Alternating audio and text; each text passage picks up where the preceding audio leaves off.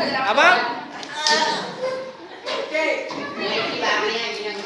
Aisyah. Yo yo, kita tak perlu roh. Kalau kita ngadi diri kau ni.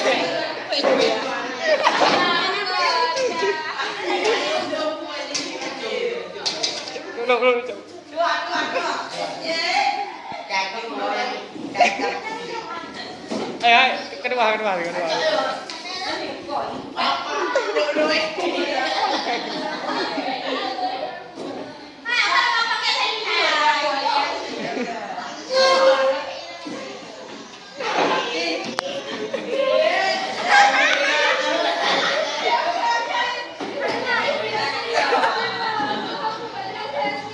Ya, saya persilakan mencong di atas dunia.